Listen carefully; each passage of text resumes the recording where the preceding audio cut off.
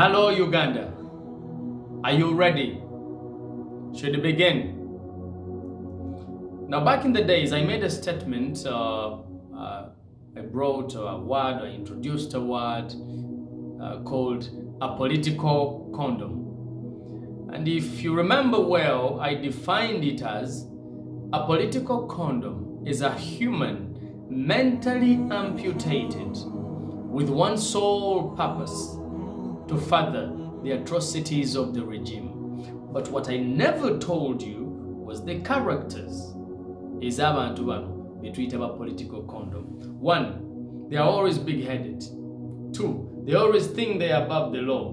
If you remember well, my brother Abdallah Chitata, who even once said that Tumukunde taina kyali, simply because at that time he was seconding General Kale Kaihura, one of the many political condoms that Uganda has ever had, probably the major condom that Uganda has ever had. Three, Bogeza Jogo, once you say anything about them, ofunirawo fire.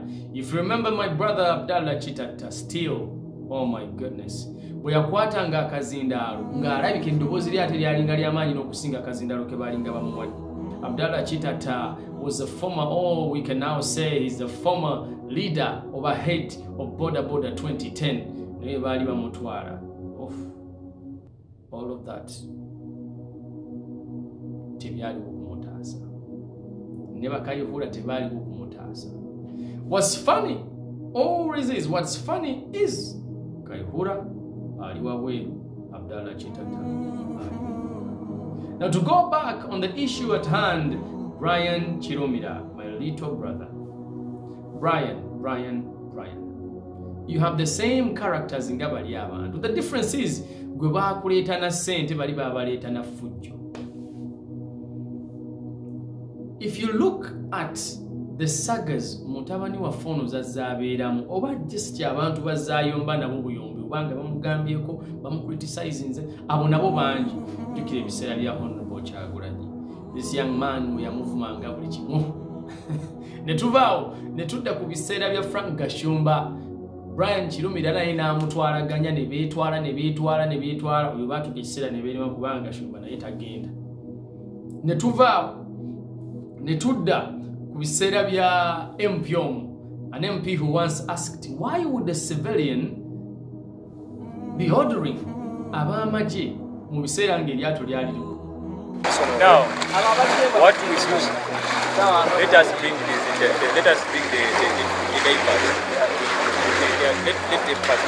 Now, I am not saying tikyali kibi for this young man ogenda ongaba na Uganda abalala abaaliwo voluntarily okujjayo eryato eryali ligudde mu mazzi. But the problem comes ng'ate ya odalinga bannamagye. Now that becomes different, because now we think nti bannamagye b'eggwanga they can have maybe a little expertise okubeera nti basobola okutakinga control in times of chaos. Ladies and gentlemen, that day it looked like Brian Chiromira was giving orders. Abantu abaali bategeera twalumwa kuba twalaba nti amagye gaffe gayinza okuba tegalina dignity. Ne tuvaawo awo. If you remember well, there was a time era we bayombako ne mutabani wa fono omulala mubbi si papa. Allegedly, wawe bagambye ebifaananyi we biraga nga si papa ali ku mpingu bamukutteko bakozi batya nga we biraga. So we can say omubbi si papa ng'era ayomba ne Brian. And then there was a time we ayombako ne Jack Pemba. Nga buli amugambako nga walulirawo. There was a time we ayombako ne muto wange Ashbag. Oh my goodness. There was a time era yatabukako ne bannamawulire abamu bamwogerako nnyo. Now I was wondering, how would you want to be a socialite or a celebrity or whatever? You should know that this is the kind of life zolina okulivinga bw'otandika okuvaayo mbubeere mu limelight. People will always talk about you. Tulina okubeera mu life nga tukimanyi erimu negative ne positive. Naddala nga twogerera mu bantu. But this young man, eyo lesson ile kati yagitwala nga bamusindika.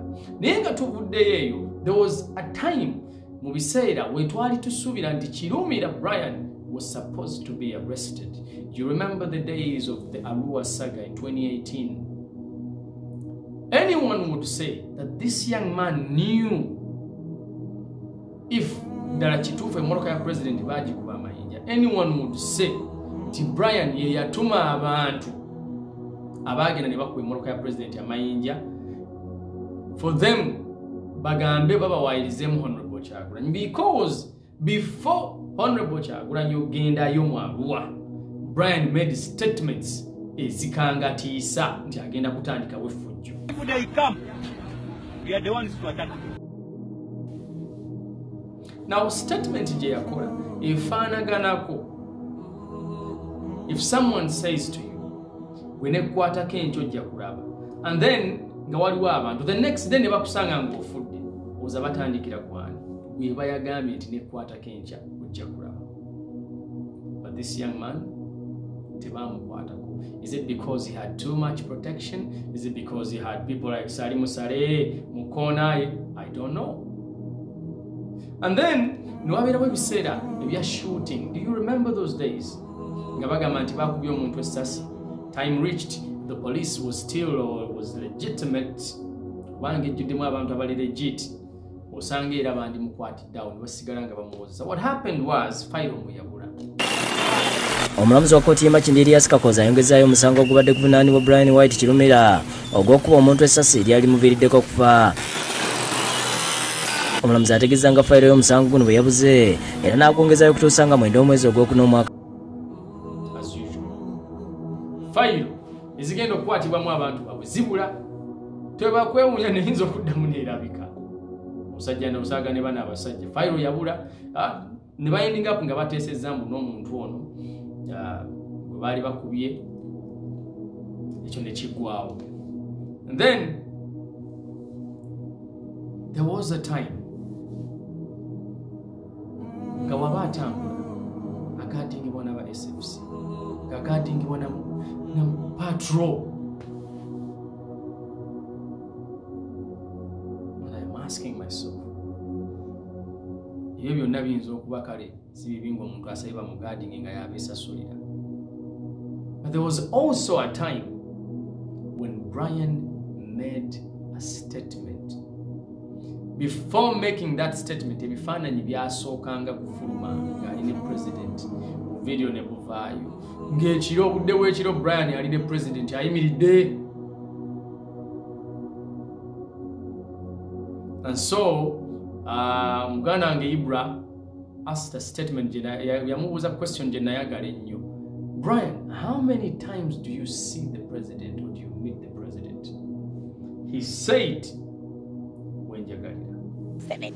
Okay, Brian, how often do you talk to President Museveni? To a rough picture, how often do you talk to the president? President, yes, kugamba nti oba tutunulira wiki mu wiki oyagala ne president mirundi emeka. We know we banjaga. That statement has two definitions. One, that the president is cheap. Brian wayagalira wamulabira. Two, it angered me so much because we had people like Kirumira abayina ebintu ebyali baluma ku mutima, abayina obujulizi ku bantu abakolobero, but the president never gave them audience. Paka baba kuba masasi ne bava munsi. Which is why I keep telling the society that the government might know about Kirumira. Two, Abiriga. When Abiriga worked for them, one bali bamulaba bikasi. Abiriga.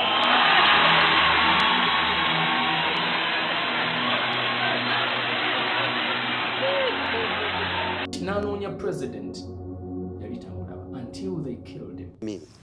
They don't want me to be near him. I had been calling him for almost 6 months. He has not responded to my calls. Okay. They say he will call me in the evening. They say he will call me in the morning, just to take me like that, without talking to him. Doesn't that make you feel hurt? You have worked for the party, you've worked for the president. 100%. We have always seen this issue of ours in Tojikwatako. When we started it with you people, with the journalists, you know very well. But this people have excluded the meaning. Now, Brian is a very, very lucky young man because political condoms always end up options biri nga bakusibye nga Abdallah Chitatta obanga ofudde nga America. Always. But you young man bayinza okukola kye bayita damage control ne batakukwata kusiba kuteekayo nga balaba nti abantu bajja kugamba nnyo nti buli gwe tukozesa ati kati tumukola bwe tuti abantu batandika okubaviira mu ddala kubayinza okukulekera. But if you get a chance n'okivaamu kino, young man, sit down. Sit down. Sigwa so say. Sigwa socialite. So there was a time we had the Mike Ezra's. We had the Let Semwanga.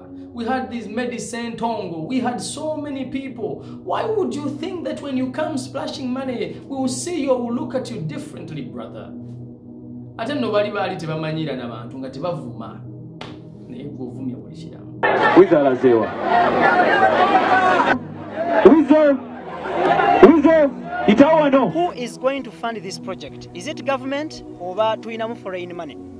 Brian ngira bozula bebintu byange abandi bekubisa yaka sete za Museveni simanya ngoli natekako buimoja atakispace money stupid. And at the same time we are gonna society backing. Nina kubibamu kuba katika nkubuli essaawa zino nina okuba omuntu wa bulijjo kuba ngenda kufa ngenda. But away umunya nti Abdallah Chitatta, a man who once made statements like this.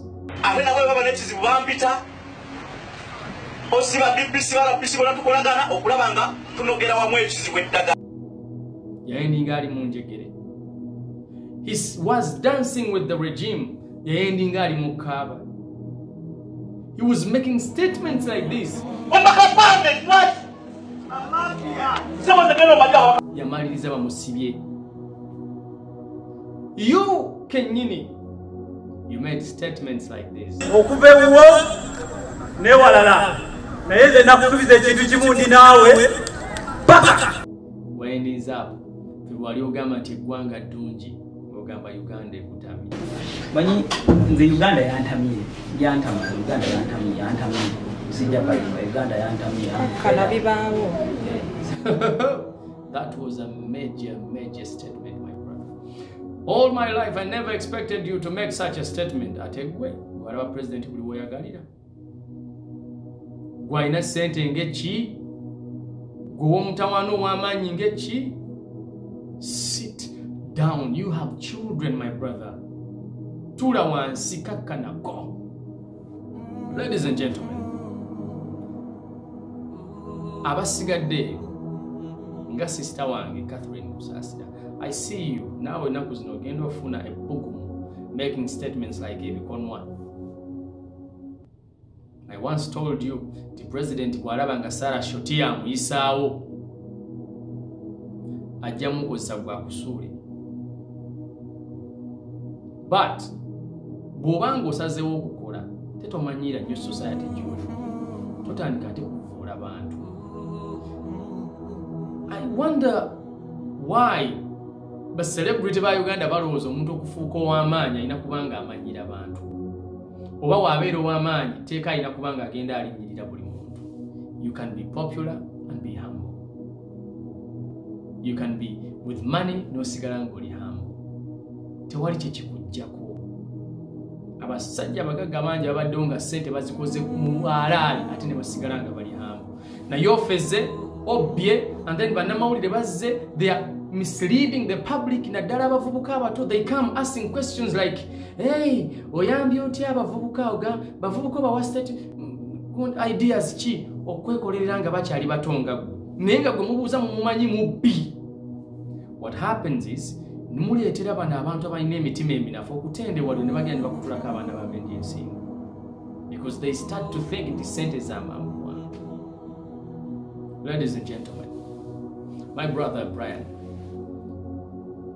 when Mike Mukura said nti okose erinnya lya president, ng'ate gwe badde osiiba naye awo nengira bwenti wegendereze n'abasigaddeyo mwenna mwegendereze. My name is Fahad Amin Subuga. Assalamu alaikum wa rahmatullahi wa barakatuh. Tulina gundi group y'abadde bajja clearing yali ewange ku side yo nagiclearing kati nzirayo leero at 5 era ndi mu kwetegekako noba gy'oli entebe era you'll see me agenda kumbuulira kiki ekisembayo bampa go ahead but I hope era nali nkugambye nti mweno wiiki etandika I'll have an honest answer towards you naye nga bantu bangi abali ku pending ebintu bingi nnyo nange ebinzitoweredde naye badde n'ebintu biwanvu n'omukulu ne please try to understand captain. I thought it would be very easy ti omukulu ajja kumaliriza mangu naye kandabe what comes out at 5.